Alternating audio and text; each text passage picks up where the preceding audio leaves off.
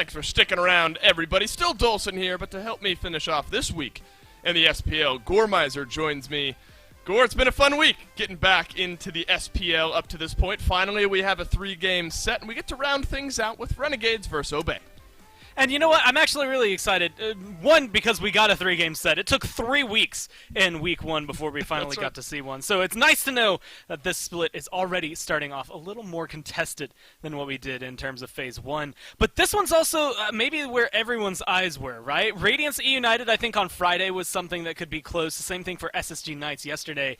This is the one that is the dictating kind of who's going to be in last. I mean, that's really what it was in Phase 1, right? Obey just struggled against everybody. This is their chance not only to get an early win under their belt, which they struggled with in Phase 1, but also to show everybody that this is going to be a different team in Phase 2 than we got to see all year so far. I agree. I think that's the way you worded that is very good. I think their first real chance to get a win here, because if you look at both Renegades and Obey up to this point, Renegades had to face Sanguine in their first game of Phase 2. That's not a fun opponent to go up against. Obey had to face Ghost as their first opponent here in Phase 2. Also not a fun opponent to play against. So, I mean, this is the one, I think, where both of these teams will really search out and try to get themselves that win on the board. But if we're looking towards Renegades, despite playing against Sanguine, the #1 seed out of Phase 1, I would argue Renegades had a pretty good-looking set yesterday.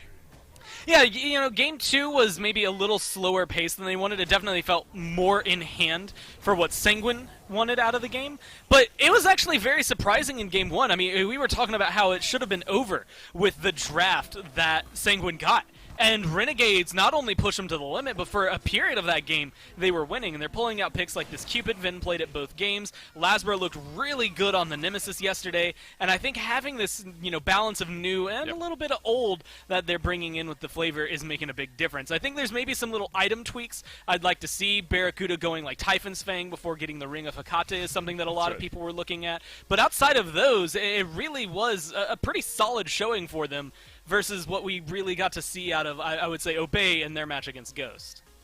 Well, let's talk about Obey here a little bit. Obviously, as you mentioned, not great in their first game of the phase. They're going to be back to full strength here. Wowie now rejoining the squad, so no more substitutes, anything like that. I mean, this is the Obey roster that's planned for phase number 2.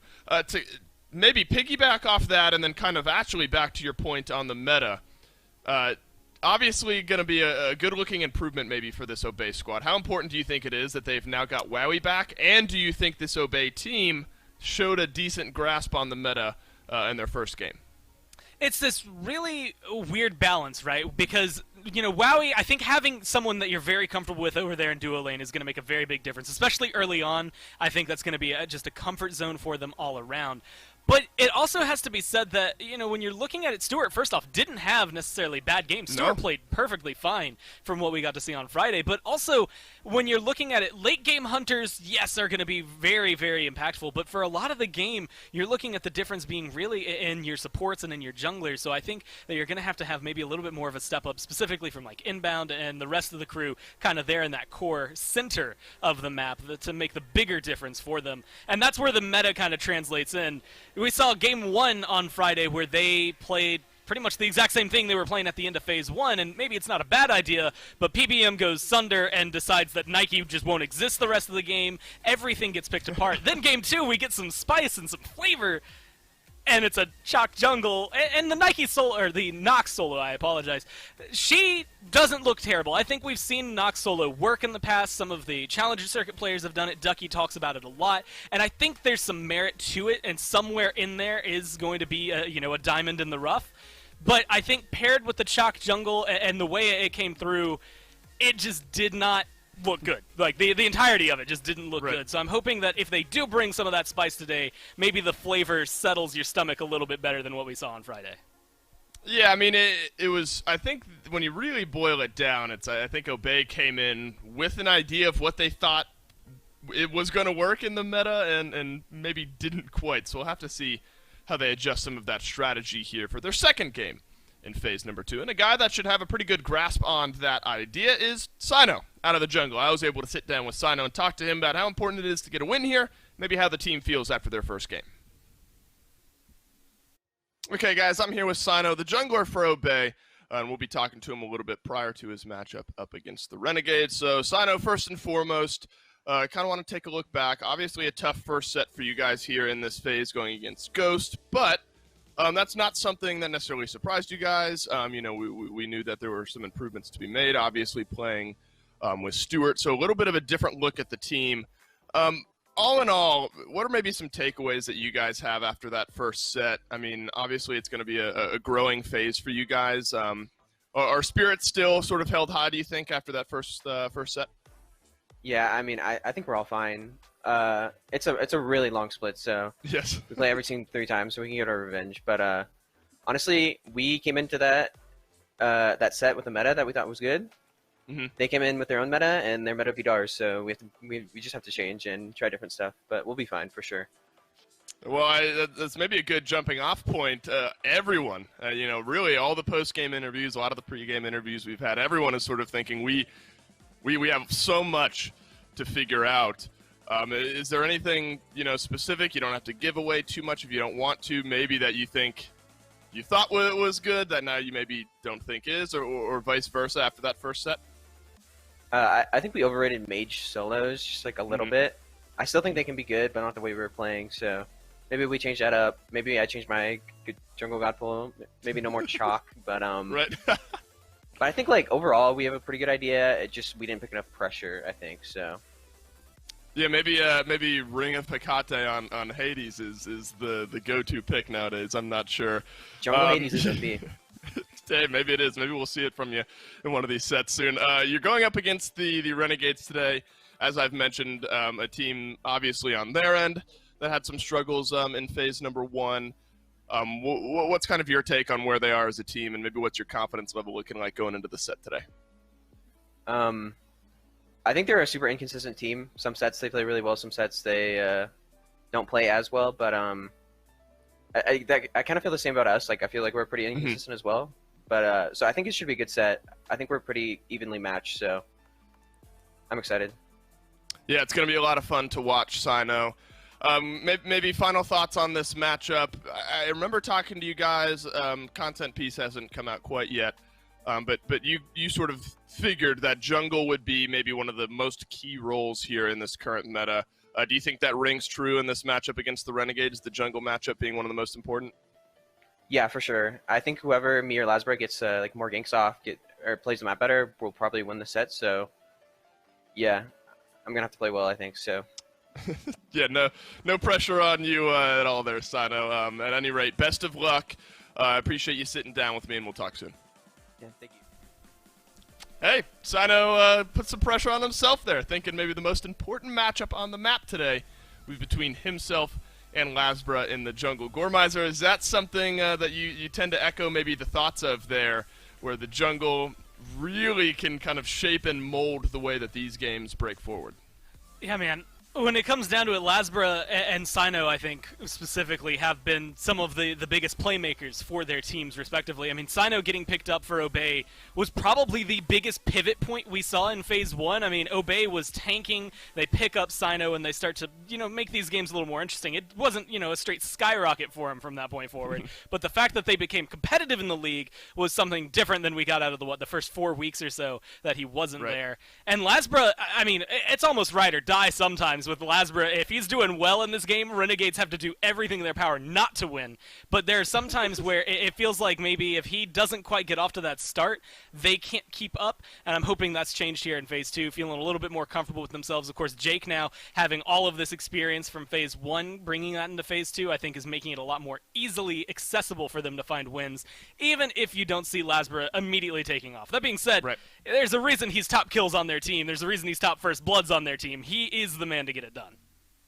Close to top kills in the league, I imagine, if you take his Phase 1 stats into account. We'll have to see where Obey go in this meta. They weren't super happy with the way it was in their first set of the phase so far, so picks and bans is a great way to get a finger on that pulse and see exactly where they stand. We saw a pretty dictated priority in our previous set, Gore. The last 2 teams we had going up against one another, Ghost and United. Cthulhu finally made his way into that ban column. Remember, SOT, kind of his answer was playing Cerberus pretty consistently yesterday. Where do you imagine Cthulhu maybe falls in the priority here in this set? I wouldn't be surprised if anyone's going to ban it, it's probably going to be Obey here, just because Renegades have first pick. They can probably play around that. But it also depends on what pressure they have and where they want to put it, right? Barracuda is going to play well on a lot of the magical carries that we have in the game because he's been playing so damn long. They've been in meta before. He's got a ton of experience at this level playing them. So it's something that because they're so good, you could maybe do what they're doing. Ban out some of the problem childs that you're going to have to deal with. Yamoja, the Persephone, they're out of there. And you still have the option to go for something like a Freya, for a Soul, which we saw him piloting yesterday. And while I think Freya is definitely, I think more honestly than not, it's Oleron Freya, then Soul, probably then Kronos down at the bottom, and the way that the pros right now are tiering them. I think the fact that, the comfort was there on Soul maybe has some merit. There's a lot of safety in her, and I feel like that's where Bear wants to go. So it's a shake-up as to whether or not they want to grab her or Cthulhu here. Both are available. Soul is around, so is Cthulhu. Nemesis continues to be banned out or picked up if left open. Barracuda, I think, given everything they had to go up against the other day, looked good on this Soul. So I think this is a strong pick here to start things out for the Renegades, Gormizer. Makes you wonder, though, if Obey feel a little bit pressured to swing for that Cthulhu now with one of their first two. And it would be where they throw it, right? I think Ducky piloting Cthulhu could be an awesome look for Obey. I think the late-game teamfight potential is there. I think it could be very comfortable for them.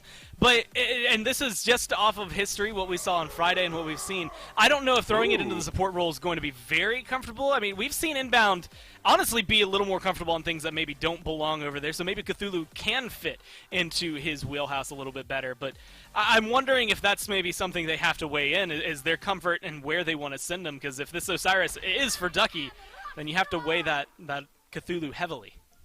All right, well, look, Obey said they need to reshuffle their priority here in this meta, and the answer to that is two gods that we haven't seen so far. An interesting take, to be sure, not discounting it, but it's certainly something new here that we haven't seen quite yet. Renegades, with a set potentially, would be along those same lines. So before we get to the set, has been banned out once or twice. Talk to me about Osiris Athena. Do you think that's got the makings of a good mindset here for Obey?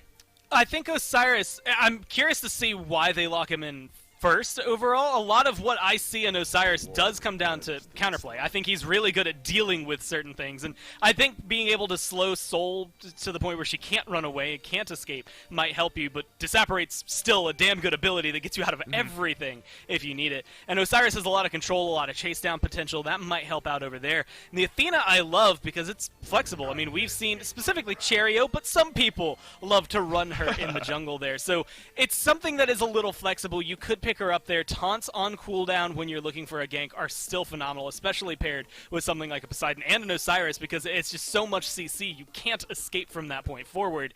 Yep. But if it is going to be, inbound running her, then she's still just as good in the duo lane. If you're looking to try and lock Soul down, again, it takes away some of the safety net that she has around her, and it makes it a little bit easier to get that kill combo you need, especially once she gets like the Ring of Hecate and the Typhon's Fang online with that lifesteal. A lot of lockdown, to be sure, Gore, I think is a great way of boiling it down there for Obey, to try to keep that back line a little bit uncomfortable for the Renegades. A Horus banned out, followed by a Merlin for Obey, sensing that Renegades still need someone there in the mid lane, and then a couple Hunters as Obey need the same. So the set now I think we can finally pivot over to. It's been banned out maybe once or twice, whatever that 9% translates to, hasn't been picked up here yet. Where do you think Set stands in the meta?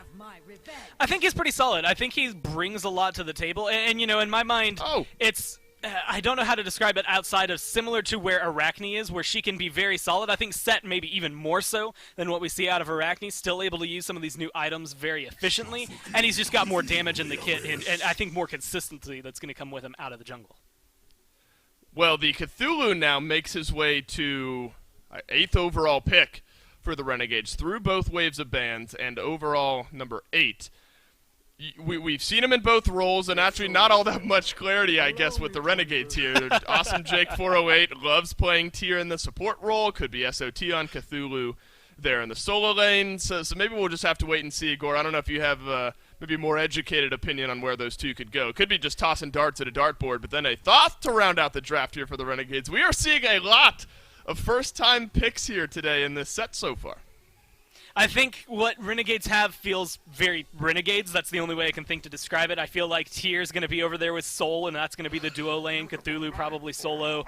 And, you know, Set, again, out of the jungle, I think is going to be very solid. It's Obey that I think is really kind of, I think, bringing in, first off, one of the best combos I think you can have in the game with Athena Medusa. I think those two as a whole work very well together. Obviously, there's the synergy between the taunt from Athena and Medusa's ult being able to turn pretty much anybody and everybody who you grab with that taunt into stone.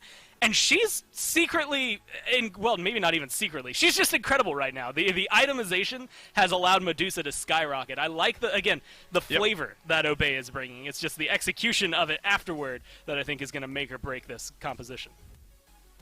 Again, a lot of 0% pick rates for Obey up to this point, so the reimagining of their meta strategy certainly being shown to us here up against the Renegades. You know, it's not a must-win game for either of these two just yet.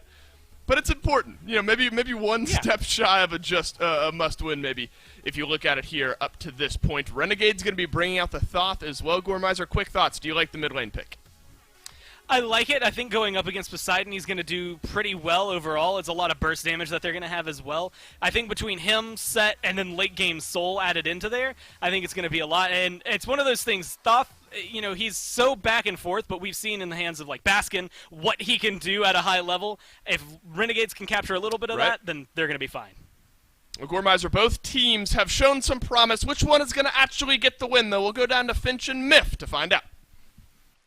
Thank you, Dolson and Gore on the desk. Going into game one between Renegades and Obey, it's hard to know who will win this one, but we'll ask you to try and decide on your own either way. Vote for us in chat on who you think will win in that Twitch poll. Now, Mifflin, you and I can start to break down a little bit of this game because we have some very interesting picks here. I'm always going to love Athena taunt into a big mage ultimate, but is that going to be enough to beat Cthulhu, Set, Thoth on the other side? My main concern for Obey's draft right now is come late game, so much of their strategy is going to be contingent on inbound. He's going to have to find high-value taunts. He has to. It's their best engagement factor. Ducky playing Camazotz out of solo means that you're going to be lacking a lot in terms of lockdown potential from your solo laner, especially when compared to the likes of Cthulhu, who is, I'm going to call him the knock-up god from now on, because it's all he's going to do, and it's all he's going to really have to do. Ducky's entire strategy should be contingent on shutting down Barracuda or Ben in these fights, and then as far as everyone else goes on Obey's draft, it's following up off of Athena taunts. And those aren't easy to land against a very coordinated team, and that's exactly what Renegades is. Right, he'll need to be getting 2 to 3 man taunts in the late game for maximum value. Will inbound, and across the way, the job made even more difficult by Awesome Jake 408 on his signature pick in the Tier support. You talked to me a little bit before about how maybe you didn't think that the time was right for Tier to come out, but in Awesome Jake's hands, I feel like if Tier can work, we'll see it happen here. Yeah, the concern for Tier support is that really we saw it in its full strength once the movement speed build was at its full strength. But recently, Winged Blade nerfs, Ritual Dagger nerfs, all these things that are really going to adjust how this Tier can build. It's going to be interesting to see how he decides to itemize. We might see him go towards this more health-centric build. Gauntlet of Thebes, Mail of Renewal, Stone of Gaia, these new items are going to allow him to sustain up incredibly well in the fight. But that said, there's not very many knockups on the side of Obey Alliance short of a Kraken. So maybe he wouldn't be able to find quite as much value as he could in some other cases. Another curious place for us to look for some attention here has got to be this Set in the jungle for Laspra, because we really haven't seen any Set so far. Big two-man Fearless, though, from Awesome Jake, and inbound might be in trouble. Shell comes out to buy him some time, and there's not enough damage, but that is huge for Renegades. They basically give up no relics, and they're able to get away the Shell and the beads for free. Shell and beads, and especially with Tier in this lane, now with a lead as well, Medusa's going to be sitting far back, and she's going to be sitting back until those beads are off of cooldown. It's going to be on Obey now to really try and just get some pressure relief. My eyes are going to be on Sino trying to rotate over, and the rotation path for Sino is decent. If he's able to find the slows on the Tier, that should line it up relatively well for a kill, but with that level of safety removed, they might not be feeling confident enough to try and execute on that. Especially with the blink there from Awesome Jake. It's used now to cut off inbound in the back. And Awesome Jake has the damage. First blood for Renegades, but Obey answer back confidently as Wowie shuts down Barracuda.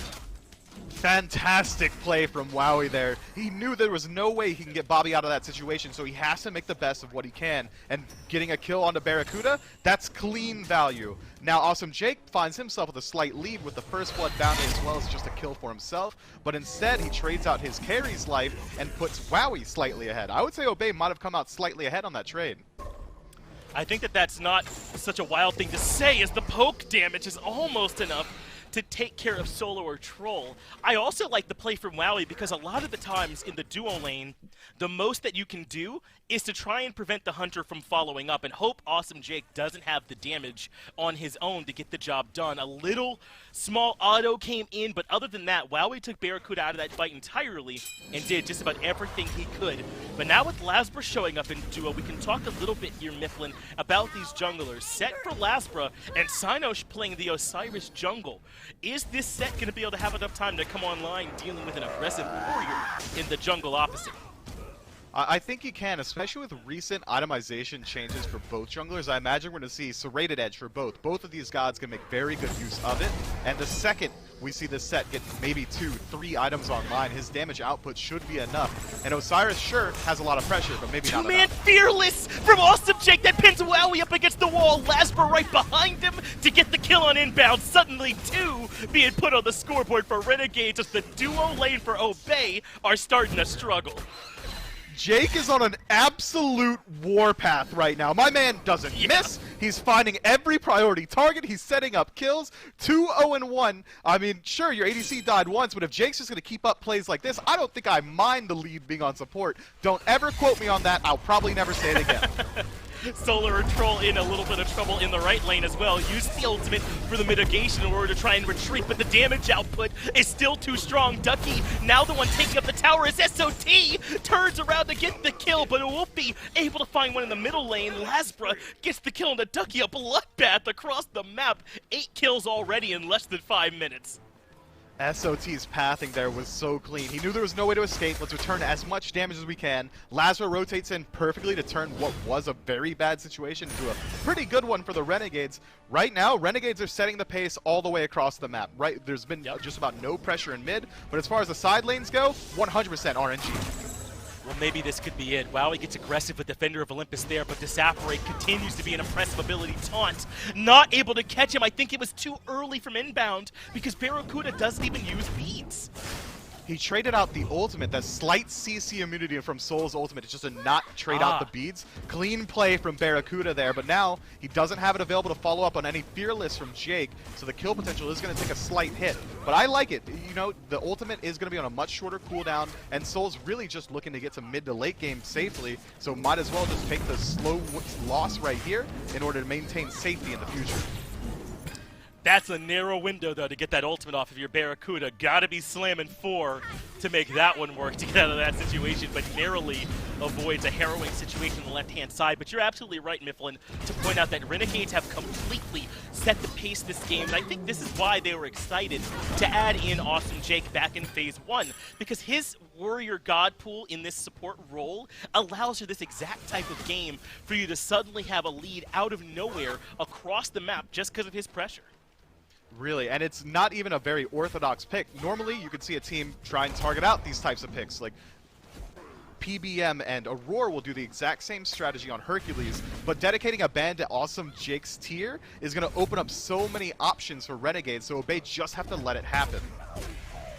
Awesome Jake has looped around behind the red buff. I don't know if Inbound knows he might get pincered, but Lasbra and Awesome Jake elect not to spring the trap closed. Instead, they're heading over towards left where Wowie, sensing danger, heading back towards the tower, but Lasbra closes the distance quickly. That is a ton of burst from the set jungler, and Wowie had no chance of survival. Meanwhile, action continues in right as SOT's in trouble again, but once again pops the ultimate since Ducky and Wolfie running, able to stay alive. Lazarus gets a little bit lucky on that kill, actually. Wowie almost makes it out by using the ultimate, but the soldier, the clay soldier left out by Lazarus, was actually the one that got the last hit there. Sure, you would have likely been able to re-engage afterward, but Wowie bought a lot of time. Lazarus just kind of gets slightly lucky by that positioning, or you can call it 100% skill. Either way, that was probably closer than Renegades wanted it to be.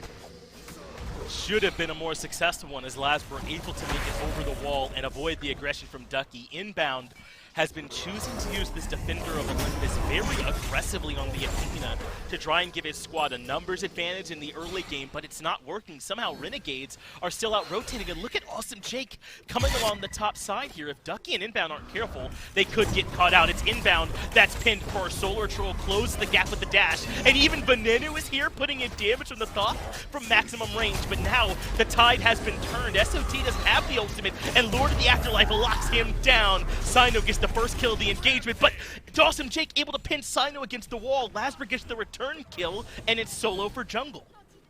That fight went so much better for Obey than it had any right to do. They didn't have the numbers advantage. Wolfie wasn't even going to rotate over towards the fight, so turning it into a 1-for-1 allowed the Poseidon to farm up a couple waves in mid. That's a lot of XP denied to Ven now. Meanwhile, Wowie's just going to sit in his lane for free as well, but Barracuda's absolutely feeling better about it as he's going to scale much, much more strongly into the late game.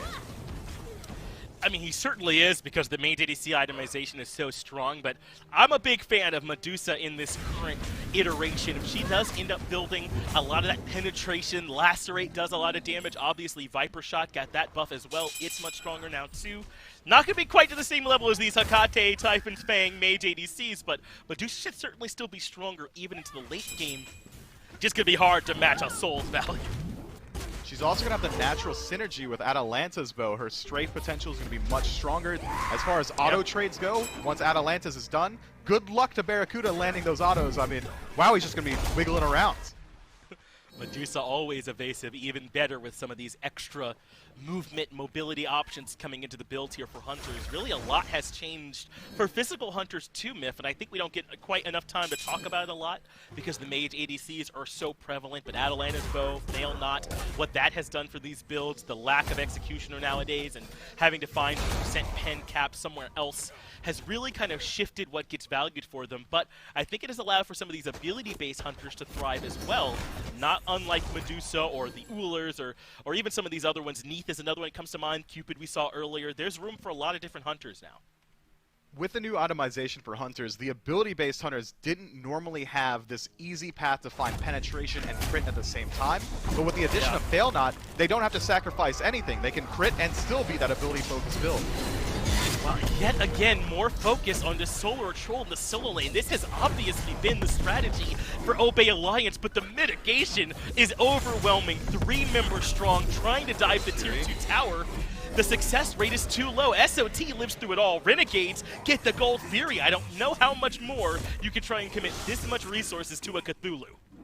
He's just going to walk away for free while dropping knockups at his feet, and that's the age-old classic response to ganking Soul Lane. If you're going to send 3 people over there, that's 3 people that aren't defending the Gold Fury, and Renegades already having the lead means that even if Obey wants to send the last 2 remaining members, they likely don't win the fight around it. They have to commit fully to the Cthulhu once they're all shown on the map, because Renegades are almost always going to go for the objective there. Yeah, and Solar Troll really hasn't even fallen that far behind despite the 2 kills. He's lost a lot of tower health towards Ducky over here on this Kamazox, but aside from that, SOT is in great shape. Ducky has fallen low in HP, but as long as he has bad out of health, he's not really in much trouble over there in solo. So we can finally breathe for a moment with this breakneck pace. Maybe not, though, as Barracuda and Awesome Jake look to force down the tier 1. Barracuda avoids taking too much damage from Wowie's ultimate, and they continue to look for pressure in the left lane. But he does trade out his beads, so Barracuda, still a very safe pick. Soul has Disapparate, which is going to get her out of many a sticky situation. CC immunity on the ultimate. It's a brief window, but it still exists. Barracuda should be able to continue to look for pressure, and with Awesome Jake posturing like that, it seems like they want either this tower or a couple lives from Obey. It seems that way. Awesome Jake is on the hunt in the enemy jungle. Just a little bit too early to have seen if the red buff spawned, but there were tons of Obey members there either way. So Awesome Jake thinks better of it. With the Fury down for now and a lot of the farm down in the jungle, this might be a moment where both of these teams elect to breathe a little bit, and we can talk a bit more about the difference that's coming up between these junglers. Level 13 for Lasbra, 5-0-1 on this set, as opposed to the 1-2-1 level 12 for Sino's Osiris. I mean, as far as kill disparity goes, 5-0 to 1-2, that it should be much more in terms of levels in favor of Lasbra, but Sino's been choosing his fights very wisely. He's been farming the jungle very efficiently, but when he does decide to gank, it seems like he's almost always looking at SOT, which is why his slash line isn't quite as pretty, whereas Lasbra's been keeping his pressure over in duo.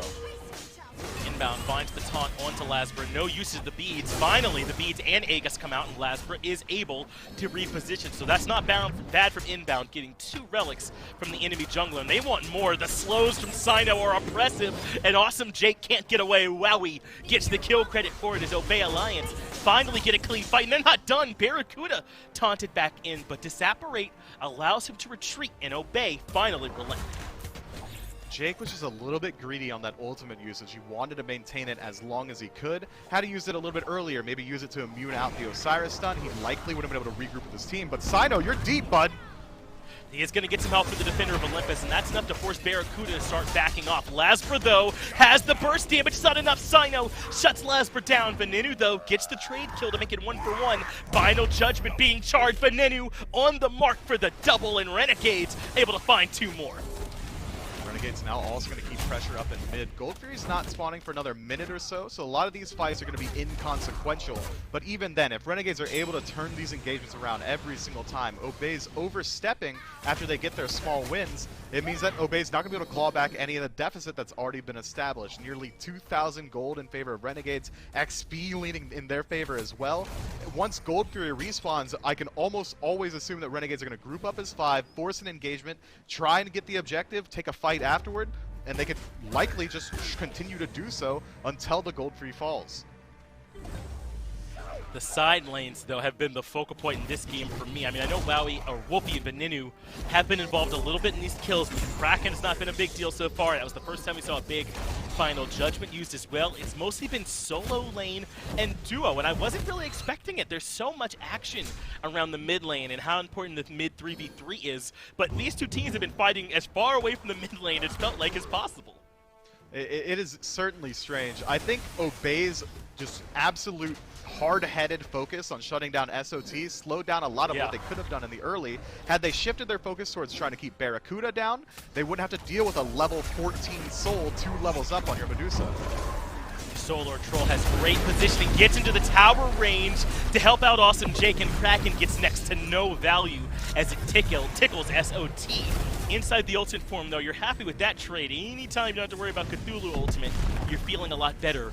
But Renegades have opened up a little bit of space, and Fury is spawning in 10 seconds. Maybe they're ready to head there. Trading out SOT's ultimate so close to that Gold Fury spawn is going to make it much harder for them to control the pace of this engagement. That said, losing out on the Kraken for Wolfie means that a lot of the steal potential that Obey would have had, or even confirmed potential if they're going to be the first ones there, is lost out. Renegades might decide to just back up, wait for Cthulhu ult to come back before they look for the fight. If Obey choose to, they can optimize on this time and try and take a team fight. Or maybe just the Fury. That was basically a full reset from Renegades right as the Fury respawned, but perhaps they correctly assessed that Obeyed it and wouldn't feel confident pulling the Fury in that gap. Now all of Renegades are back, fully healthy and ready to fight. Getting a couple of power spikes too. SOT has the Stone of Gaia finished. Sledge is finished for Lasbra. I mean, Relic Dagger and Hecate are there for Jake and Barracuda. They might be ready to start this fight up right here and now. Barra has it pulled, and Lasbra and Awesome Jake are on zoning duty as Obey Alliance still don't seem to be wise to what's going on, and Barra slowly and surely is starting to burn it, but now Awesome Jake's in trouble, has to use the ultimate just to get away. Barracuda resets, and now Ducky starts to move in looking for damage. He has to use his ultimate, though, defensively to retreat. Solar Troll has his ultimate back up as well. He lets it loose way in the backline as Sino tries to have his way with Venenu and Barracuda, but great peel from the backliners as they burn Sino quickly. Renegades get the better of Obey with a 2-for-0, make it 3 as Wolfie goes down as well. Wolfie has to be more choosy with these Krakens. He engages that fight by dropping Kraken onto Awesome Jake, he doesn't care. He's got CC immunity in the ultimate. Just jumps on out, re-engages once Renegades have the advantage. SOT moves in without any threat of Kraken. No one can shut down Cthulhu in his ultimate, and Renegades are just going to run away with the gold free and likely a mid tower as well. Awesome Jake has been taunted back in by inbound, but there's just not enough damage to bring this tier down yet. Not among Ducky and inbound. They won't be able to quite force down this mid tier 1 tower, but still an excellent sequence from Renegades. They're even going to head over towards Pyromancer and add that to their coffers. And Myth, I'm just so confused. I mean, Renegades take the back, Obey just kind of stand around and wait, and then when they show up, they take the fight in such a scattered manner. I know it's Cthulhu and it's hard to have a normal team fight, but it feels like Renegades are getting to do whatever they want. I just think it really comes down to Wolfie's ultimate choice, and Sino was a little bit overconfident in his ability to burst down Ven. Ven had his actions available, and Barracuda was on peel duty perfectly, so the dive for Renegades works out, and Sino trying to act as a solo agent, not nearly as strong as that core strength of having Awesome Jake, SOT, and Lazaro running at the rest of Obey's backline. It was a split engagement, and they did meander around a bit after Renegades did that questionable reset around the gold. Either way, Renegades are still controlling the pace. It doesn't matter right now, and the leads are starting to really show themselves on XP and gold. Another good Fearless from Awesome Jake, showing that the tier is not just a meme, keeping Sino low. The Supernova not enough for the kill, as Lord of the Afterlife barely gets Sino out of there. A pause coming through as well as they take an opportunity to reflect on the beginning of this game while our players get everything sorted out so they can get right back into the action. But this has been an impressive game from Renegades. Remember we said in their game 1, the set they played previously, that they looked great, a better Renegades than what we saw in phase 1. I think now maybe we're getting to see the culmination of that as they look great here so far in game 1. There's not been a second in this game that I haven't thought that Renegades was in complete control. Even when they're losing out on engagements, it seems like they're calculated losses that Renegades were willing to accept moving in. And I think a lot of that is due in part to Awesome Jake 408. This tier has been an absolute detriment to Obey's backline every single time. He's absorbing all of Obey's best team fighting abilities. He's eating up their beads, and look at him now. Forcing Wolfie's beads out is Awesome Jake with the Fearless, just as you said. They can't continue to capitalize, but that's just further pressure. And we talked about already how Sino's dive in the backline didn't work in that last fight. Aggro loves to point out that when the front line is doing the diving, the backliners have to peel for each other. And that's exactly what Barracuda and Ven did. Sino could not take them both together, and he got blown up too quickly. Now, Renegades just switching targets entirely. Barracuda burning down the tier 2 and left, and there's nothing WoWie can do about it. Now, Awesome Jake trying to control Ducky, largely alone on the right side of this fight, but he still seems A-okay with it, as Obey can't afford to commit to him. Look, if there's any better way for me to explain how far behind and how steep a hill Obey has to climb, Ducky just rotated out of solo lane at 19.5 minutes at level 15. Awesome Jake 408, the support for Renegades, is also level 15. I mean, things are not looking good. There's a 1 level disparity between the supports, but even then, Obey hasn't been allowed to free farm, and I think a lot of it, in fact, has been because Ducky's been splitting so much farm in that short lane in the laning phase because Obey's been trying so hard to gank this Cthulhu. Right now, the strategy just hasn't quite worked out. 8,000 gold in the lead are Renegades, and they can continue putting pressure on the map wherever they want. Tier 2 tower has already fallen in long, so they can now shift their focus towards mid, and if they win any sort of engagement, Fire Giant's going to be on their minds. You know, Myth, I know I've been pitching solo Cthulhu all weekend long, but even I didn't think you'd get the added value of the enemy team committing this many resources to killing you in the early game. That was not part of my calculus, so it's hard to take credit for it here, but it makes it look even better when you survive that early pressure. You come out ahead, and the left side of the map is so far ahead too, because they were able to take Furies and invade buffs without having to worry about the jungler or the support. Now Renegades are fully grouped up on the right side of the map, burning down the tier 1 tower. Venenu appears to be in a bit of trouble as Ducky blinks on him. Defender of Olympus is there to buy him some time, and Venenu's Aegis is well timed. Final Judgment charged up off the mark, but Venenu's still alive. Kraken, though, claims the life as Jungler goes down for mid, but Awesome Jake is able to clean up Ducky. Now Cthulhu is here in all his glory as Awesome Jake comes in to set up a double for SOT, and Obey Alliance are completely on the run. Look, Cthulhu can't be allowed. Bobby, you're going to fall here. Sorry to say it. Wolfie, the only one left standing. He's going to have to run away. Likely, Renegades could continue their push or back up to Fire Giant or even split it because that's the lead we're looking at right now. we saw 3 members try their hardest to dive on the Ven there. Immediately, SOT goes into ultimate, knocks all 3 members up 3 times in a row. So what are you going to do? You can kill Ven, but it took you about 30 seconds longer than you would like, and it cost you 4 members in exchange. The control afforded by Cthulhu out of solo lane is just inordinate. It's so absolutely strong, but I still think that it could work in support, Finch. I got to make my stance known here. Sure, of course. I think that if we've seen anything this weekend, it's that it's hard to go wrong with a Cthulhu on your team in any slot at this point. He's very powerful at this point in time. Fire Giant taken by Renegades, largely soloed by Barracuda, so it's not just Cyclone Spin on the Chronos that can get it done.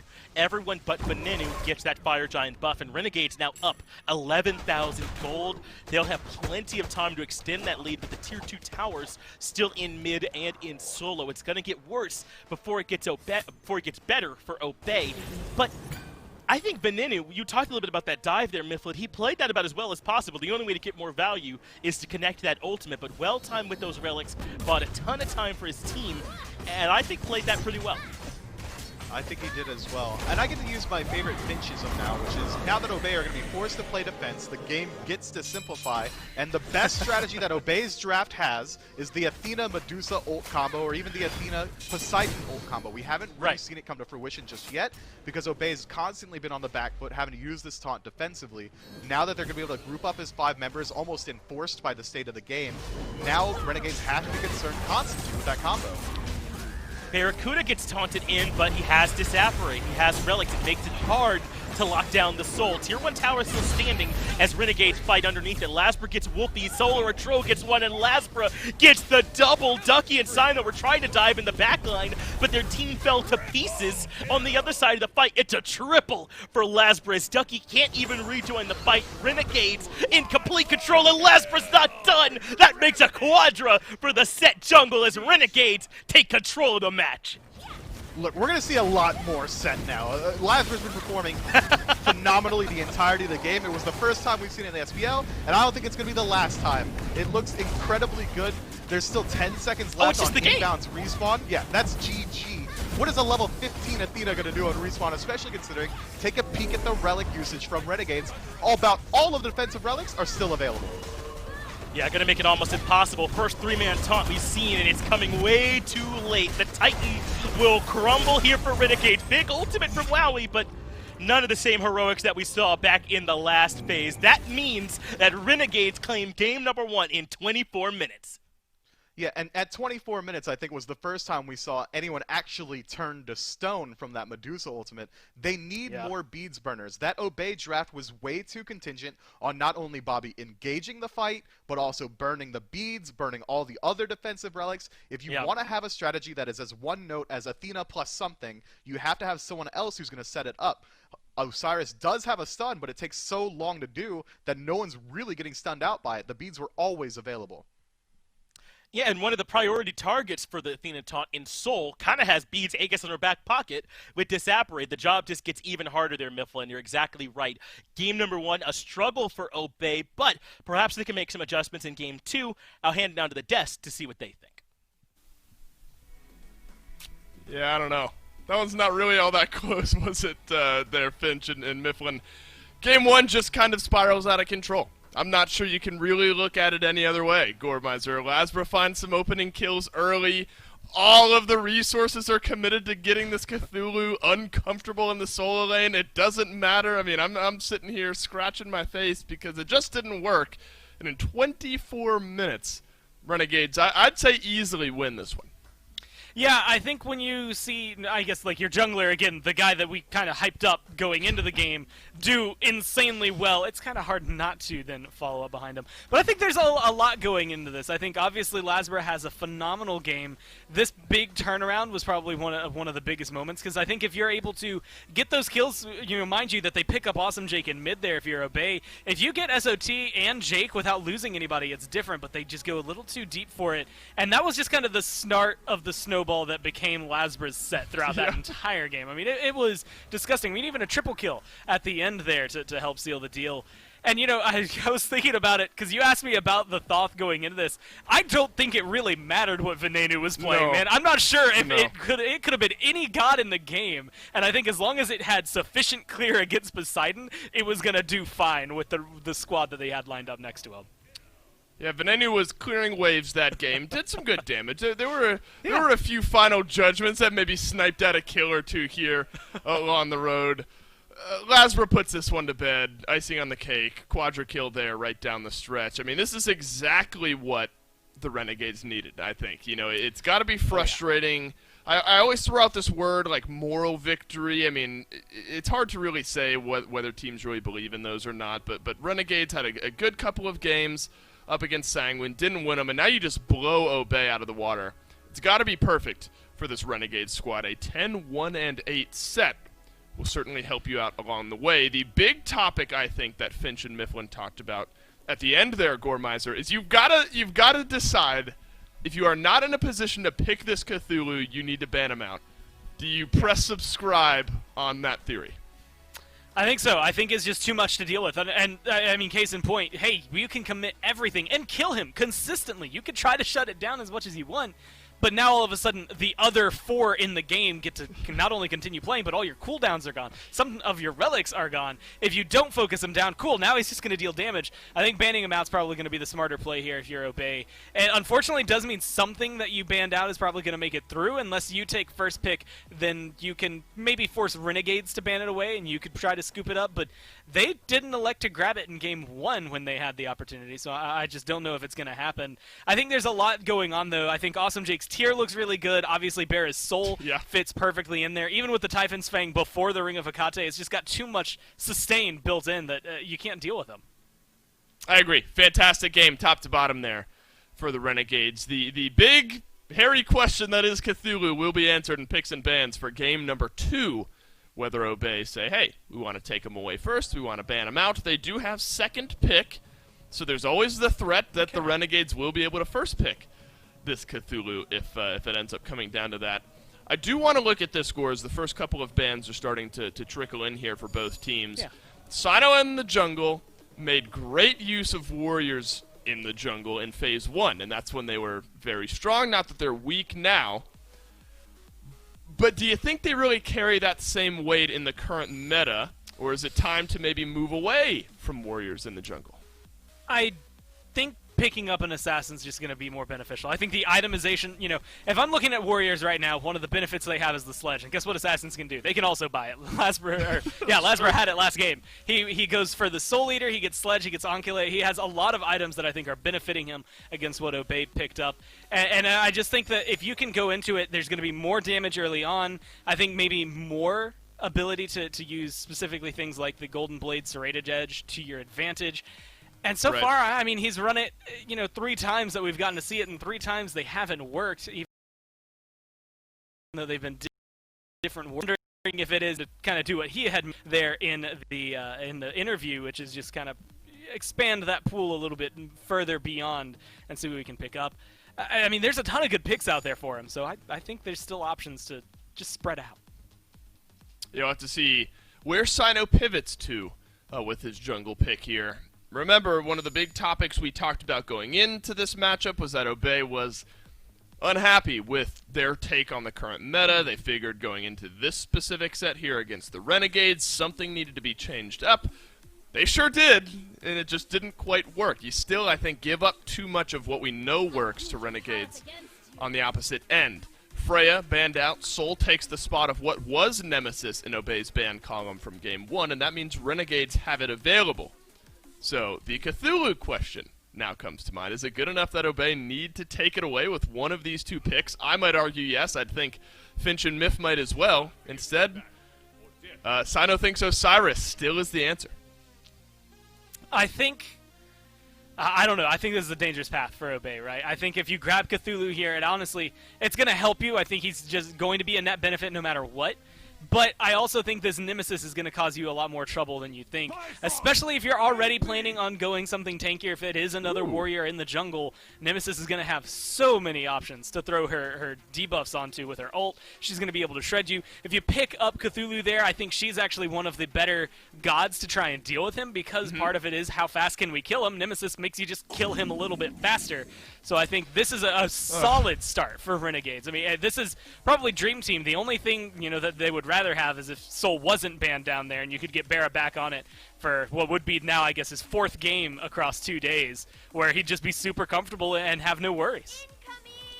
Gore, I think what is interesting, honestly, is the fact that Cthulhu has a 100% pick ban rate, but only a 44% win rate. I mean, a couple of those, remember, Snoopy went 0 for 2 on Cthulhu in United's first game of the phase. So, maybe you start to take some of that into account, but nonetheless, Renegades are now going to get a priority pick in Nemesis, a priority pick in Cthulhu, and a scaling hunter in Jingwei. The answer to it is an Osiris. The Ymir maybe needs to prove itself, but Heimdall, an 83% ban rate, Goremizer. This is the first time we'll see Heimdall here in Phase 2. Is he worth giving up the Cthulhu and the Jingwei, though? I suppose that's what we'll have to wait and see. I think he's gonna hurt. I think there's a lot of moments that this Heimdall might make the difference. You get to pick one person and choose for them to not be in the fight for a little bit. If you can get Cthulhu before the ult goes off, then there's your pick. And that, honestly, might be the strategy here. Between the Ymir freeze, Osiris to an extent, but Heimdall ult as well, the mindset for Obey might be, okay, you have Cthulhu, we're just going to not let him do anything for a little while, or force him to go into relics or items that keep him safe from us so that he's not as potent as he could be if he gets his optimized build, the best items you can have on him. And so it does feel like maybe they're trying to control that aspect. But again, the problem comes down to team fights a little bit later. If you're spending all your time trying to focus on only one guy, then this Jingwei and this Nemesis are going to have a heyday when it comes down to the abilities and the damage they get off, because no one's going to be able to get back to them. If you're going to focus on one person, you need to kill them quickly, and you just cannot kill a Cthulhu quickly is sort of the bottom line here. So we'll see what Obey's answer is to it. Tyr was still available, so I think that's kind of a double-pronged pick here for Obey. Take it away from Jake just as much as you're locking it in here for yourself. With the Ymir there, I assume that's a Tyr out of the solo lane. So if we're going to look at what Obey have in their top 4 here, Goremizer, do you think it's a composition that can work? Man, that's so on the fence. I think it's Osiris probably going into the jungle again. Like I always mention it because it's the way back when, but like Tyr has been played in the jungle, but that was before there was a swap to make his 2 a little bit more potent. I just don't know that it's going to make the big difference. I don't know that they have the damage output to make enough up for what Cthulhu, Jingwei, Nemesis are going to put out. And I think that even with the 4 of them having a lot of CC, there's the idea of, hey, we'll get a Magi's blessing, some beads on some people. Like, we'll just ignore some of it.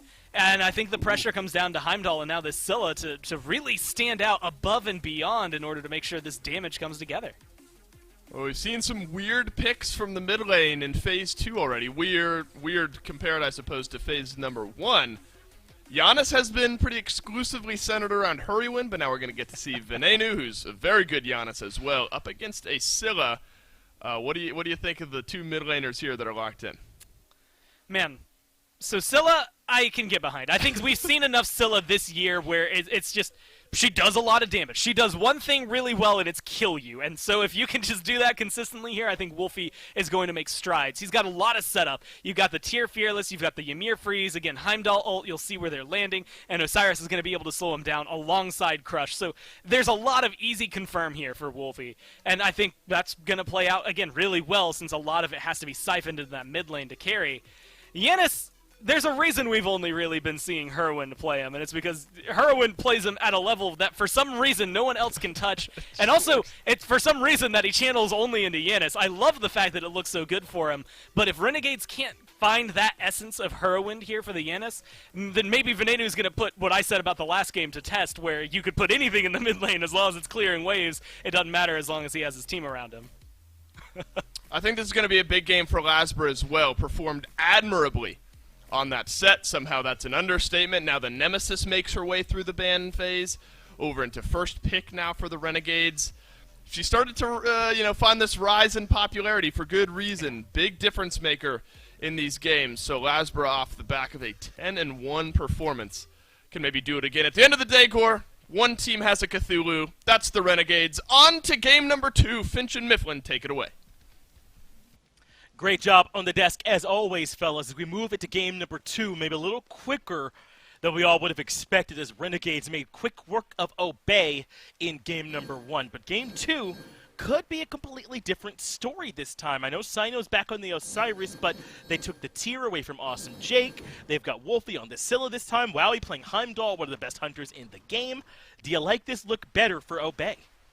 It is a lot better. What they had last game was only one person to burn beads. Now every single god on the side of Obey Alliance is going to be taking away that defensive relic from whoever they touch. While he can do it with the ultimate, Inbound with the freeze, Wolfie with the 1, Sino maybe sometimes occasionally with the 3, and then, Ducky's just going to do tier things. But either way, I can't believe it, and I'm going to have to reiterate it.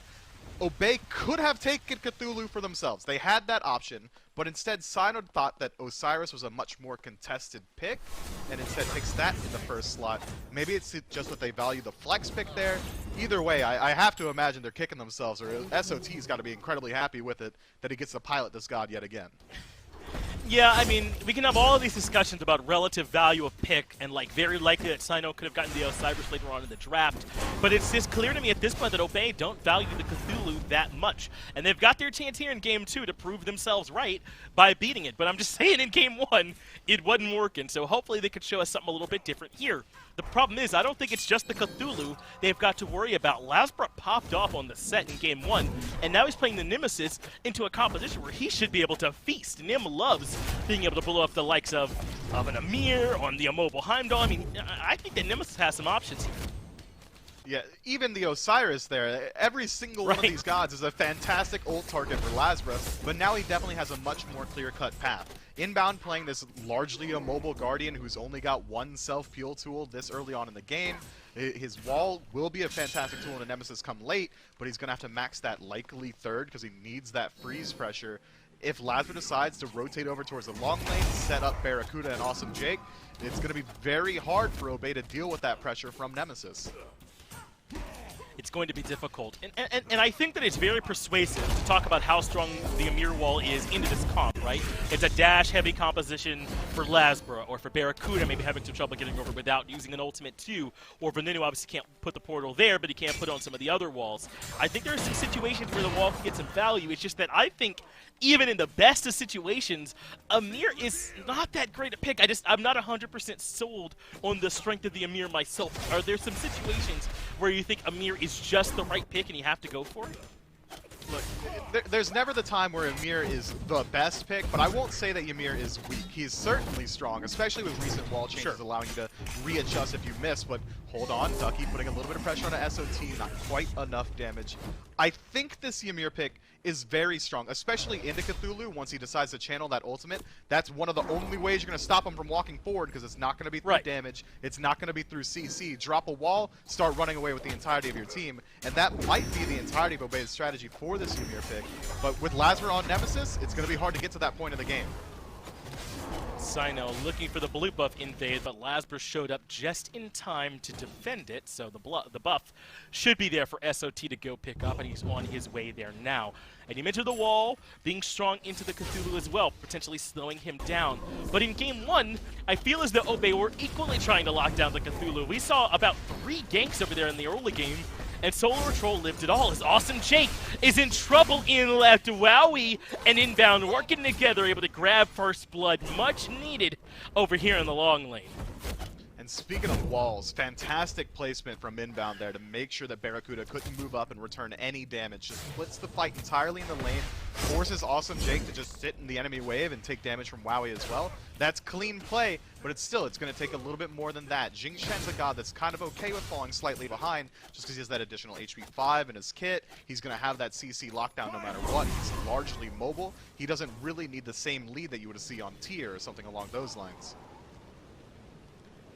So perhaps Awesome Jake can recover, but certainly good looks if you're Obey, especially considering the way that game number 1 went. But this is a slower pace, Mifflin. Game 1, there was hardly time to breathe as Renegades set a relentless pace on the back of Awesome Jake's tier. This time, though, the game moving a lot slower. This should give a lot more room, I think, for Obey to work. Because Obey, I think, have shown us plenty of times that when they can get to the team fight stage, they can look strong there. Maybe here in this slower pace game, they can look a little bit better. They can, but the slower pace is almost always dictated by Renegade's draft here. They have guys that they want to make sure get to late game. Jingwei is going to get that fantastic new crit build through Devo's, Atalanta's, Fail Not, or however he decides to go for it. Wind Demon would work very well in the Obey Alliance's draft. Then on this Yanis is going to scale incredibly well as well. Lazarus is one of the best late game hyper carry jungles you could ask for inside of Nemesis. Obey have to set this early pace. There's 4 members on the right side of the map of Obey. Lasper drops the ultimate onto inbound, but looks to the disengage. It's a blue buff invade attempt from Obey, but now can they make it out with their lives? Cthulhu's starting to step forward, but Renegades don't want to get very aggressive. The second blue buff invade is successful for Obey. That's a clean play from Obey, but still, it's worrying to me that they're still showing this much pressure on the solo side of the map. It seems to me like they're really willing to commit to making sure Ducky gets off to a good start and is able to rotate out ahead, which is one way to shut down Cthulhu, but you can almost guarantee that Cthulhu's not going to fall. He's got so many self-peel tools, he's got the knock-up, he can drop the root at his feet, he's got a fantastic dash. If Obey continue to keep this pressure up on that side of the map, Renegades are going to respond largely the same way they did last game, which is by taking the gold. They won't have maybe quite as much pressure on it without the soul as SOT is low, but great recognition of Ducky's damage output. There just wasn't the kill potential there. No need to panic and use the ultimate, and SOT makes it out.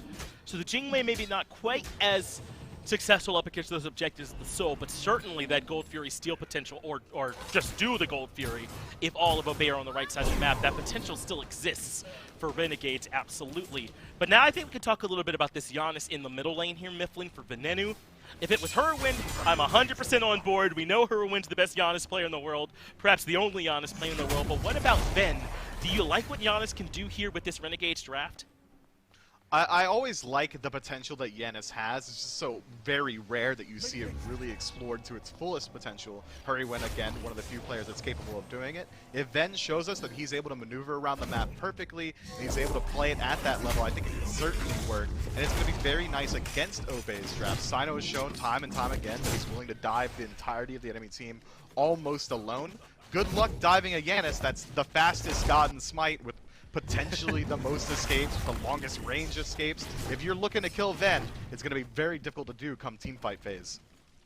Another blue buff invade for Obey. They're showing solo focus again, but it's not to kill the Cthulhu. They're just looking to steal some farm. But there's the wall. You mentioned it. To lock in the Cthulhu, this will have to be the moment. But goes right into the ultimate. Wolfie dies at the back line. Through space and time is used to bring the rest of the squad here as well. I understand the idea with the wall, but you locked yourselves in with him, and suddenly Obey are fully on the run. Again, this is the risk that you run. You put Cthulhu in soul lane because you like him to farm, but if you're just going to bring the fight to him, that means Cthulhu gets involved early. Sino's going to fall to the dive as well. Ducky, the only one left standing. Nice try, Obey. 3 for 1 in favor of Renegades. But that's such a great point you bring up. We were talking about the relative value of Cthulhu support in solo. The point that I had a hard time answering was that you want your Cthulhu involved early. That's why you play him support. But Obey are giving them all that benefit by bringing the fight to him. Giving him the benefit, giving him the additional farm, everything that he best needs, of both he's worlds. getting. SOT is coasting right now. He is absolutely coasting. That was the best engagement Obey could have had onto him. They wall him off, they find the CC, it didn't matter. Really curious pathing there for Veneno. He comes back into the middle lane instead of towards right. Must have seen something differently from what I did, as Veneno ends up falling there in mid. So yeah, that right side gank doesn't go as well as Obey would have liked, but SOT and Renegades re-engaged under the tier 1 and made it a 1-for-1, and with Veneno falling just now, I think Obey may have gotten enough back. I mean, look at the gold. They're 800 out in front. They are, but their team doesn't scale nearly as well into the late game compared to Renegades. They need to continue up this pace. I just don't think doing it through Soul Lane is the best option for them. If they can, they should continue to look to put pressure on mid. If they're able to make sure that Ven can't make it into the mid to late game safely, that's one of the best options they have. They could even look towards shutting down Awesome Jake. Once those jumps are down, Ymir's got a fantastic wall to set you up. There are plenty of places you can look towards besides ganking SOT. Even try and put some pressure onto Lasbra in the jungle. Nemesis's early game is not strong. It's really, she's looking for that third item, fourth item to hit her power spikes, but so far, Lasbra's been allowed to just rotate throughout his own jungle, take farm wherever he needs, and occasionally come in to clean up some kills. It's been a better game here for Obey, but there is still, it feels like, some alarm bells that are waiting to go off because they have not created very much separation. It's getting to about 1,000 or so, right around that same mark in terms of the gold, but certainly nothing scary here at this point. And look at what Lasbra's building. He's got Golden Blade Warrior tab, but it looks like an Erendite is going to be that next item from him just based on the tier 1 he's sitting at now. This Nemesis is only going to get scarier. I agree completely. We're rapidly approaching the point of the game where Obey can start to look to push their lead a little bit further. They can continue looking for this blue buff invade, but the first Gold Fury is going to be really indicative of the mid game. If Obey continues to keep this pressure on the right side, they're not going to be in contention for it. Divine Judgment's been used through space and time, connects as well, and inbound falls early. Wolfie has already used the I'm a Monster, but it's fully for the retreat. No damage ends up coming from it. Obey got the blue buff, sure, but Renegades are the one that ends up getting the kill, and now they're going to head right towards Pyromancer. And I think this is why we had that fear in the back of our minds, Mifflin, was how was Obey going to convert that blue buff pressure into a mid-game or late-game relevancy, as Awesome Jake does get the leap off, but certainly should fall here, makes it to the portal, heads up play from Bonito to get him out of there. Now SOT is right in the middle of it, dropping the Cthulhu ultimate. Renegades gets everybody out alive. Well played from Ben. That portal placement was so absolutely perfect. Jake didn't even have to change the trajectory of his movement there. He drops the root, continues walking out, gets out cleanly. Obey's gotta be feeling bad about how this game pace has changed, but even then, they still have been able to maintain this 800 gold lead. XP still slightly favoring Obey, if I'm not mistaken. Jungle, we're looking at about a 1-level lead in favor of Lasbra, which is what you would expect. Osiris isn't looking to farm up aggressively in the early game. He's looking to make his presence known and make sure the rest of his team transitions very well. Lasbra, on the other hand, can play a little bit more selfishly and try and make sure that he himself gets all the farm that he needs. That said, now that Pyromancer is down, Obey's strategy of continuing pressure on the right side of the map could come back to bite them. They have to be worried about this Gold Fury. Luckily for them, they do have Oracles for the next couple seconds, so now Renegades just have to play around, farm, wait for the next fight, and then this big Gold Fury fight objective should come up. So who is the best piece for Obey as we move into the mid to late game? I mean, this Osiris is going to start to become a problem for Renegades. I'm really worried for Renegades about this Scylla as well. I know that we were memeing her a lot at the beginning of the phase, but her value is clear in terms of Crush, man. Even if I'm a Monster is not connecting, Crush will do a lot of the work for you. They also have to be concerned about Heimdall. This god is incredibly strong, has some of the best burst potential of any hunter, as well as that certain degree of safety. CC immunity ultimate, Bifrost being one of the most versatile escape tools in the game. Obey certainly has tools, it's just whether or not they get to the point in the game in which they're allowed to use it. Pulling this Gold Fury while they still have a lead, that's good looks. This is going to be big for Obey. They really need this to work. Awesome Jake blinks past the freeze. Crush is there for the Secure and the Fury, and Obey Alliance is able to grab it. Awesome Jake goes up with the ultimate, but gets flattened by Wolfie's I'm a Monster. There's the second, as Wolfie gets the double kill. Wowie completes the third, and Obey Alliance around the Gold Fury make a big surge to find about a 3K gold lead. That was well played from Obey. Renegades were kind of slow on the uptake. They weren't quite ready to rotate in and try and help out with defending the gold. And from there, immediately they drop it low, Obey confirm it, and they take the fight afterwards. Since Renegades got there so late, they were just kind of out of position for the disengage. We said earlier that you don't need I'm a Monster, but if you're going to hit 2 targets with it like that, you're going to look real good. It makes Scylla look a lot better when she gets the ultimates like that, and this is what Obey needed. It feels like a stim pack right into the side of the leg to help them out here in this mid-game, desperately needed, as Renegade's now starting to fall a little bit more out of this picture. And you highlighted already, this Heimdall could be the key to this mid-game for them. Level 15 is Wowie right now, 2-0-2, plus you still have to worry about Wolfie, who just had an excellent fight on this Scylla. Maybe Obey are starting to come into their own after all. They are, and the Spear of the Magus now online means that anyone that this Sikkim lands on, or I'm a Monster or Crush, is going to immediately be that much more squishy. And now with Scylla, if you use Sikkim, it's very easy to select your target. If that additional penetration lands on an SOT, even inside of his ultimate with that mitigations, it's going to be much easier for Obey to find that kill. That said, they're still not out of the red. This is generally where Obey likes to struggle. Once they have this lead, they kind of meander around a bit and allow the enemies to continue farming up and regain that state of equilibrium. If Obey can, and they should continue to look for pressure. They can go back to their strategy of trying to pressure out Soul Lane and look for Pyromancer on the tail end of it. Right now, Obey's got a pretty commanding lead. They should be looking to put it on.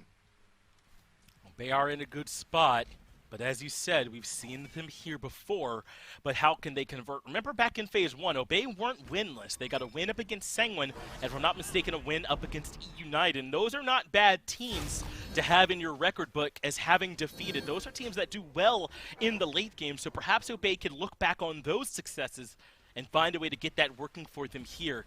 We were a little bit down on this composition back at the beginning, but if they can string together a couple more good fights like we saw at Gold Fury, they can absolutely convert this. That was a good wall from inbound there. He's playing up a little bit too far. If he gets caught out by any stray CC, this largely immobile Ymir is going to be very easy to kill. He has ticked over to level 12, so he's got the Shell and the Frenzy available to him, which means that once Obey is able to group up around one of these objectives, it's going to burn very quickly. They don't truly have the best burn potential inside their comp, especially if Wowie's not able to get to the objective. But that said, with the Frenzy in addition to the secure potential that Scylla brings, Obey should feel very confident looking for these 50-50 objectives. Myth, check out Sino's build path. I mean, the Ninja Tabi, the Golden Blade, of course, that's pretty steep. The Sovereignty in that third item slot, I mean, you definitely do want to get some protections online if you're going to play an Osiris even in the jungle, but do you like the Sovereignty here? I think it's okay, especially considering that Inbound has decided to forego it and instead to move in towards a little bit more survivability through the Winged Blade, sure, which is going to bump up that mobility, that lack of mobility rather, that Lazarus was looking to exploit a little bit. That said, all this tells me is that Sino absolutely hates playing Assassin playstyle, or dealing damage. He's always looking to play this facilitator role in the backline. Awesome Jake expending the Blink and the ultimate to try and lock down Sino. Sino, though, staying calm, uses the Whirlwind of Rage, or not the Whirlwind of Rage to steal, but the ultimate, the Lord of the Afterlife, in order to escape. And I think that is good recognition from Renegades. Sino does not have beads, so if you can get him inside the CC chain, Lord of the Afterlife will not be enough to get him out of it. You got to use that before it ends up happening. So maybe they could potentially lock down Sino. It's just that he's not a particularly vulnerable target. It's Sovereignty into the Oni Hunter's garb, so he is going to be tanky as Obey started the Pyromancer, and that's absolutely theirs. No way Renegades get there in time. They don't, but Renegades should be able to get a tier 1 tower on the left side in response. You would think that Obey might even look towards pushing the objectives even further, but with Gold Fury spawning as it is, maybe Obey's worried that Renegades are going to try and pressure it there. I like the play from Obey. So far, they're keeping it patient, they're keeping it calm, cool, and collected, and they're playing around the objectives constantly. But I still think they can continue to look for more aggression. They don't want to give Renegades any more time to farm. Obey should be looking for fights almost around the clock. It really looks like Obey has decided that Wolfie and Wowie are going to have to be their sources of damage, because they're really not going to get much from Sino or from Ducky with these build paths they're going. This is really, really a triple frontline composition that they're looking for, and they're going to let Wolfie and Wowie do the heavy lifting in terms of completing these kills. If Renegades can recognize that, maybe there is a way back in if they can take out one of these backliners. As far as auto attack damage goes, Renegades might have a slight edge. Barracuda already has the Rage finished, went into Atalanta's bow, and Wowie instead goes for the more traditional pre-patch build. He went for the Crusher into the Aussie, so his attack speed is going to be a little bit lacking, and his pen is going to be hard to come by. Primal Fury started. This fight's huge in terms of Obey Alliance holding on to their lead. Obey do get the Primal Fury, but through space and time, clips a couple members. Barracuda able to find the very first kill. Sino's on the run.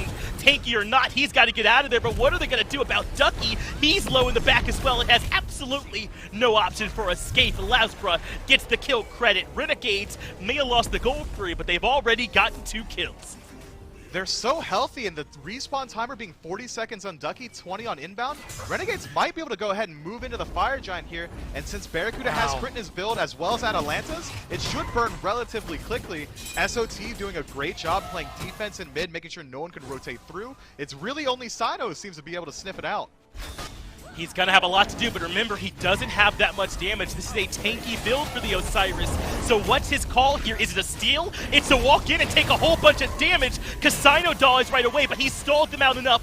Wolfie gets the kill, and the SOT Fire Giant has been leashed, and Barracuda is on the wrong side of the map. But he's putting out plenty of crits. Obey Alliance can't afford to chase, as Awesome Jake comes back in, blinks past the crush, but a turnaround ultimate from Wowie sends Awesome Jake into the stratosphere. That's another one for Obey.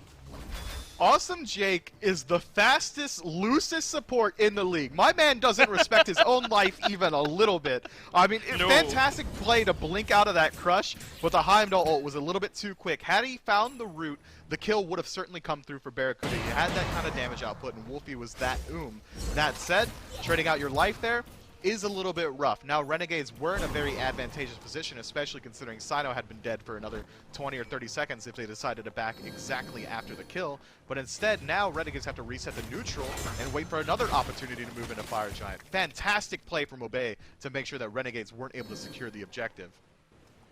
Yeah, it's to the point where I didn't see it enough. I almost wonder if Wowie was just trying to do the flick ultimate to disengage. You'll see Heimdall players do that a lot just to try and retreat. But it might have been a lockdown Awesome Jake too. It happened so quickly it was hard to get a read on it. But still, a great fight for Obey. They got the Fury. Yes, they lost 2 members, but they defended the Fire Giant and got another kill. Obey are certainly still the ones in control, but it's only about 3,000 or so the gold lead. And the later we get into the game, the less that matters. Renegades showed us most recently an ability to win the team fight. Yeah, 3,000 gold at 20 minutes might as well mean just about nothing at this phase of the game. And with XP favoring the jungler for Renegades so much, 3 levels up over Sino, this Nemesis should be able to make up that relative gold value almost completely on her own. And so far, Obey has shown that they're completely lacking in damage. If Wolfie isn't there, if Wowie doesn't land all the auto attacks that he needs to, Sino's not making up any of the damage deficit. Inbound hasn't really got any damage in his build either. It's really almost all contingent on whether or not they can set up Wolfie in these engagements. If Renegades are able to dive into the backline, just about no one's going to be able to stop them.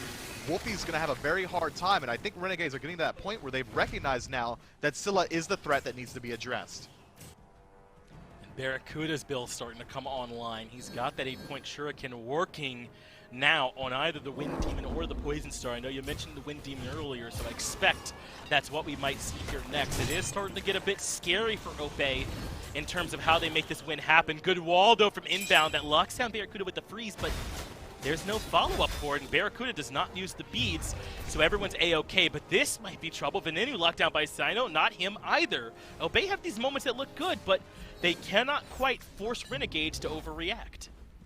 I think we just learned something valuable from that slight skirmish between Sino and Ven, and it's that Ven doesn't need to be concerned. If Sino touches him, he's not taking damage, and that's an if Sino touches him, because this god, Yanis, is so safe. There's no real easy lockdown potential for Osiris to find onto Yanis, so he's able to just rotate throughout the jungle very safely.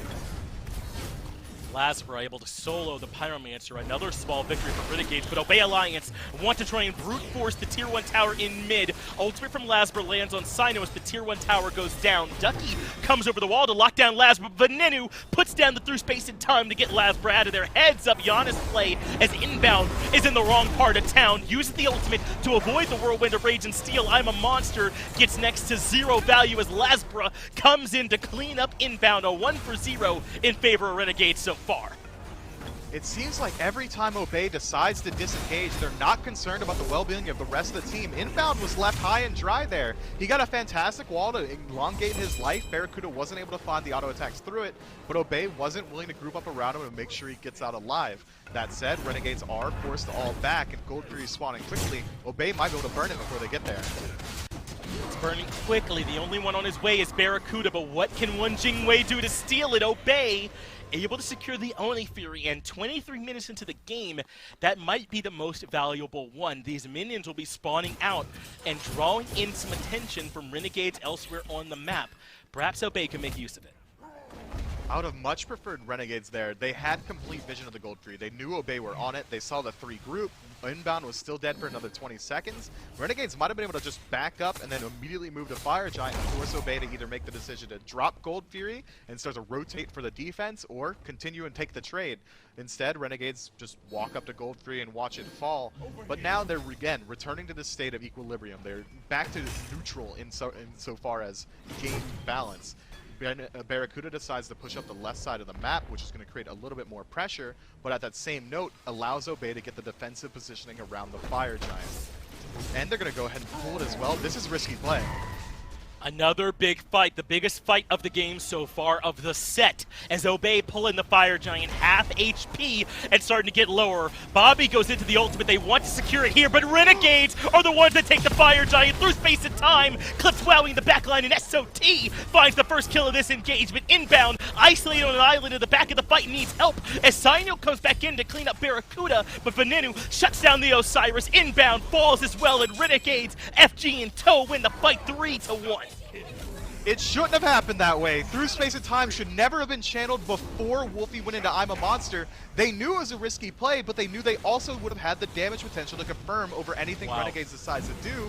But instead, Scylla gets greedy with the ultimate and tries to confirm with Crush, and it turns what was a free objective and then a risky disengage into a stolen objective and an equally risky disengage that costs 4 of your members' life in exchange for 1. And Renegades get to walk away with Fire Giant. That's tough, and the entire lead that Obey had, yeah, it's gone, and it's gone the other way. Yeah, in one singular moment. A lot of times production asks us, what's the biggest play of the game? Well, that, up until this moment, has to be it. What a disaster for Obey Alliance. There's truly no other way to look at it. And you're right, man. Obey are clearly individually talented. I think Inbound has played the Amir well enough this game to make me shut up, questioning the Amir's value, but the team fight is where they're breaking down Mifflin. The disengages are not clean. I really wonder about their communication during team fights at this point. It's got to be, they're using the VGS system, just VRS, save yourself, and that's the entirety of the comms, because it seems like Obey don't care about each other, how they're maneuvering the map. Every single time they start to disengage, everyone turns around 360 degrees back towards their own base and holds the W key without peeling for each other or even peeling for themselves. Obey have to get a little bit more cohesive in these engagements. Once Renegades showed up on that Fire Giant, Obey had 2 options. Take the 50-50, use your best damaging ability to try and secure the Fire Giant, or try and turn the fight. Instead, they didn't do either and lost on all fronts. It is a bad situation for Obey, but now they can play some defense. Scylla, certainly strong on defense. The Amir walls can be used to force an overcommit on the Phoenix as well and isolate a member inside that Phoenix range. They're not tremendously far behind. Well, 7,000 gold, the largest lead of the game in either direction, so I'll have to eat my words there. But I do think it's possible this defense can work. How do you like Obey's chances underneath the Phoenix? They do have a good defensive comp. Bobby's going to be able to completely separate the fight with his walls. Sino is going to have a much easier time finding safe dives where the rest of his team should be able to follow up because the game simplifies once you're on that defense. That said, it's all up to Wolfie to clear out the waves, clear out any of the minions that are able to move in, but it's also all up to Wolfie to clear out the enemies. He's the main source of damage for Obey Alliance's draft, so he might be spread a little bit thin here. Wowie needs to make a huge play. That's all it really comes down to, but if they get caught out outside the Phoenix, that could be disaster. Awesome Jake moves in. Whirlwind of Raids and Steel does force out a couple of ultimates or CC immunity. Sino and Inbound without their ultimates, but same for Lasbra and Awesome Jake. So we come to this fight with all things relatively even though Sino's missing his thorns. Into the left side Phoenix we go. Awesome Jake and SOT are the first members in. Barracuda in the backline is outputting decent damage, but the Phoenix is still relatively healthy. So Renegade's fully reset, but the wall from Inbound isolates SOT. They put the ultimate from Heimdall onto him as well, but that just takes him out of the fight. Instead of isolating him, now he drops the ultimate when he lands, and Obey are on the full retreat. Left side Phoenix now exposed as Wowie looks for more damage. Lasbra is in trouble, jukes out the ultimate, breaks the ankles of Ducky and able to make it back out. Absolutely brutal as Renegades hold on. when SOT got locked down by the Heimdall, the fight is completely changed by Ben's portal. Clean play, but now Awesome Jake overextends himself. They get the left side Phoenix, though, so support for Phoenix is not a bad trade. The rest of Renegade able to make it out of there. Lazarus steals the speed buff to do a little bit of mental damage to Sino, and the rest of Renegades are fully on the retreat. But Obey Alliance know this might be their best fight. Big Portal, though, ends up weakening Ducky. Crush does land into Barracuda for some big-time damage, but this is fractured for Obey Alliance. Sino, though, hunts down Barracuda in the back and gets the kill. Maybe Obey can make something out of this after all, as SOT falls as well. I don't like the way that Renegades did this disengage at all. They wanted to soften disengage, and then they decided, well, maybe we win the fight. Well, you didn't win the fight. Lazarus was too far away, and Sino got there before him, which cost Renegades that engagement. That said, it's not that big a deal. Awesome Jake's already spawning, 2 members still alive for Renegades. They could just regroup again, and now that they've taken the left side Phoenix, Obey's got to contend with Fire Mini Waves on the opposite side of the map as Fire Giant. It's spawning right now. Yep, it's up. Touchdown from the Meteor, and Obey's going to have to deal with this wave that's already pushed up through the Tier 2 tower for Renegades. Yeah. That is scary. Those minions are definitely going to be making it to the Titan before long. But look at Obey Alliance. They're making a conveyor line towards the FG. They want to get the objective before Renegades can make it. But Awesome Jake is here. Lazarus not too far away either. So is Venenu, and he has through space and time. This fight's going to be critical. Awesome Jake picks up everyone into the portals. Coming up from Venenu. Big time fight from Renegades. I'm a Monster does connect, but it's not going to be enough. The Fire Giant's still outputting damage, but Renegades have fully disengaged. This is a disaster for Obey Alliance, as now Solar Troll is here. Lasper gets the double kill, and it's a nightmare for the Obey boys. Renegades completely shut him out.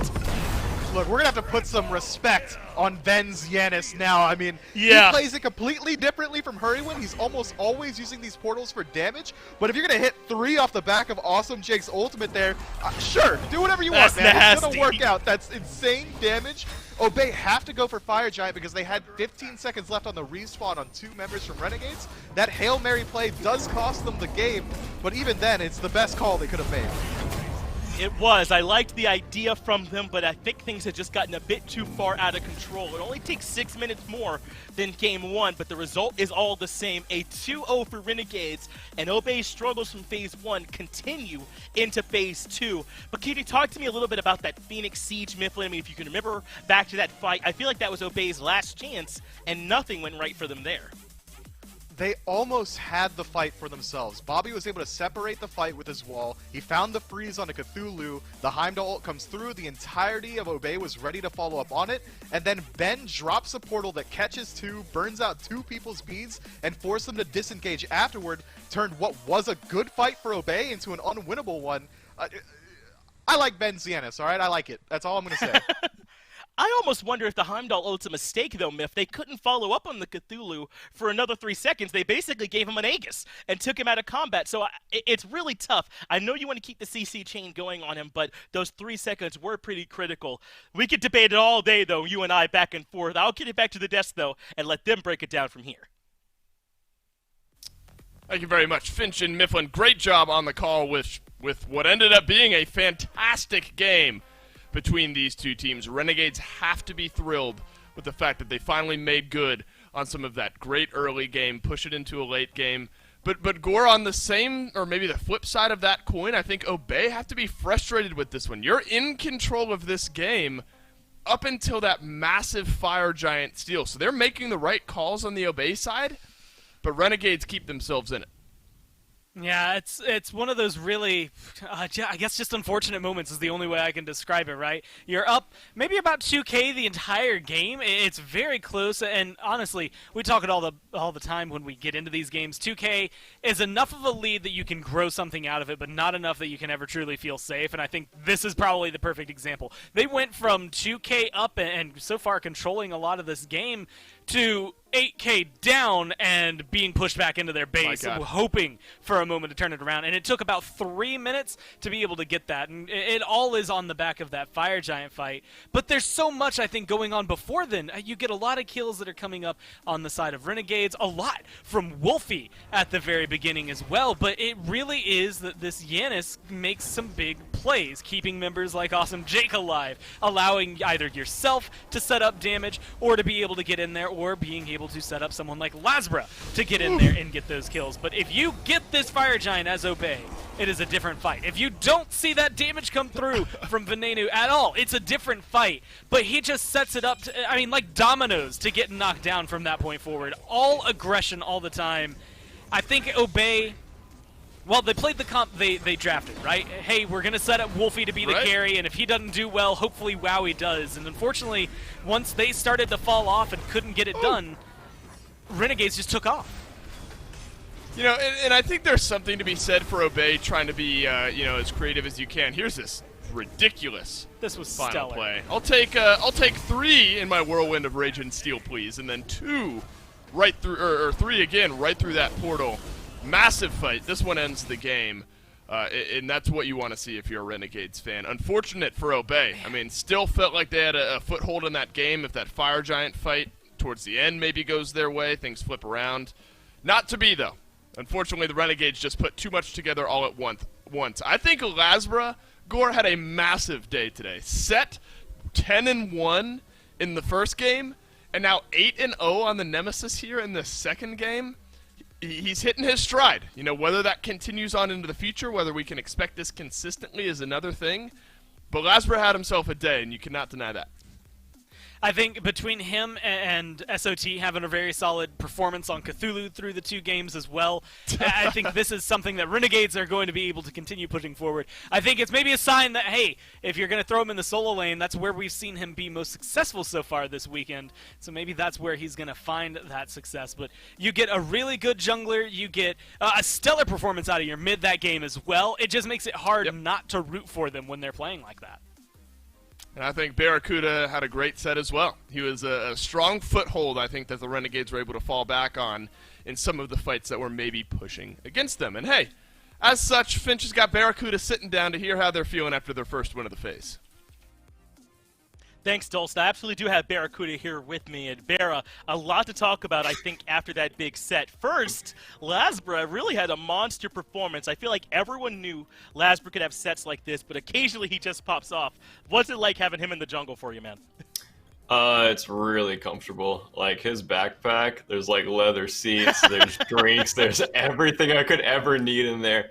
And, honestly, just the way he transitions through the early game to the mid game and his ganking style, I think we've helped him develop that, and I think he's just hyper carrying right now. Yeah, it's just free.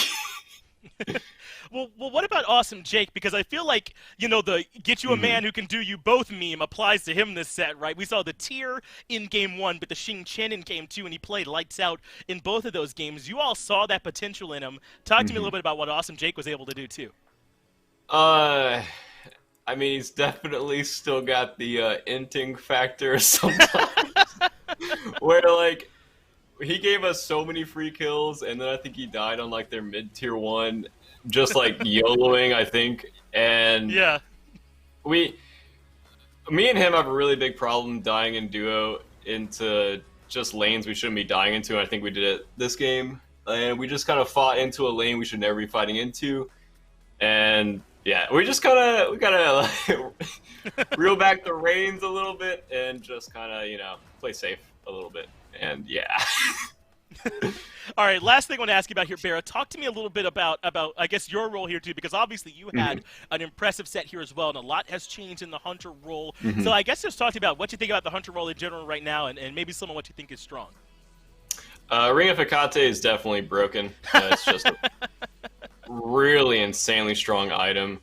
I like the idea of it because it allows for more mage ADCs to be played freely, but playing against it is really frustrating sometimes because you just start losing fights and you're like, why am I losing? Oh yeah, he's got that finish. Nice. Okay, I can't fight anymore. But overall, I think it's a good meta. I think once the nerfs come through to Ring of Hecate, it'll be more balanced and Hunters will be more viable, but now no one's picking Hunters unless basically all 3 of the top mage ADCs are banned out. So, yeah. Yeah. Hey, I imagine we'll get to hear you and Aggro talking about that plenty on Backliners as well, right? That's later on today? Yes, sir. That's in about 38 minutes if Aggro can show up on time. Yeah, if aggro can show up on time. We struggle with that a little bit too here with the caster guys. Always great to get a chance to talk to you, Bera. I'll get it back to the desk to close things out. Thank you. How could you not love that guy? Barracuda obviously in high spirits after the win here over Obey. And it's a great time to be a Renegades fan. It's a great time to be a SMITE fan. And if you're an Avatar fan as well, it's a great time to have a pinnacle of all three. The Avatar Battle Pass is in-game right now. There's an Aang skin, a Zuko skin, and a Korra skin, of course, on some different characters throughout that Battle Pass. So go in-game. Pick it up. If you're an Avatar fan, you can't afford to miss out on it. Gormizer, Week 1 of Phase 2 here in the SPL. It was an absolute blast to watch these teams. Lots of 2-0s in our first 6 games. Only one 2-1, and that was Ghost Gaming versus United earlier on today. I hesitate to ask because it might seem obvious, but are there any surprises here on the scoreboard? I think United getting that win was pretty big. I honestly think the biggest surprise to me really is yesterday, even though it's a 2-0 there for Sanguine. I don't think that's the surprise factor. It's how close Renegades were to some of those wins as well as the fight they put up. I think a lot of what we've seen this weekend is some of these teams, I think maybe specifically Ghost right now, seem to be the ones who have taken this most recent update and they have put in a lot of work with it. You can tell that they have the god pool for it, the itemization. Renegades are definitely showcasing a lot of that skill as well. I think the teams still have a lot of, essentially a lot of clay to mold here into whatever they want to form it into. The question is just who's going to be able to kind of finish that first? Who's going to be able to find that final product that will inevitably be the one true meta? As of right now, I don't know who it's going to be. Ghost is in the lead, but it could be anybody. Gore, the standings already looking very similar to how they ended in Phase 1. So some of those teams starting to branch off. I think that's an interesting topic. I talked about it with Mifflin earlier on today. Yeah, it's a longer phase. You know, you have more time to work out some of these issues, get yourself going if you're one of the lower teams. But there is a kind of a ticking time on that. You can't wait until the mid because you're so far in a hole at that point that it takes you longer to get out. So with that being said, you kind of look at the standings here. Who do you think has the farthest to go maybe growth-wise? I mean, Obey still seems like they have a lot on their plate in order to get to where they want to be. You know, if you're aiming for the top 4, you're still trying to fight out of the bottom 4 right now. I mean, 5th place is realistically, I think, where their eyes could be on first. Once they can start tackling that down, they can grow more from there. And I think they have it in them. We saw that growth in Phase 1. They just have to get it here in Phase 2. They have to find that step ladder they need in order to get going, and they'll be there. Still plenty of time for those teams. They've all shown some promise. Exclamation point, crabs in chat. Ladies and gentlemen, that is Week 1 of Phase 2 here of Season 7 of the SPL. On behalf of myself, Gormizer, all the other casters, everyone back in production, thanks for watching. We'll see you on Friday.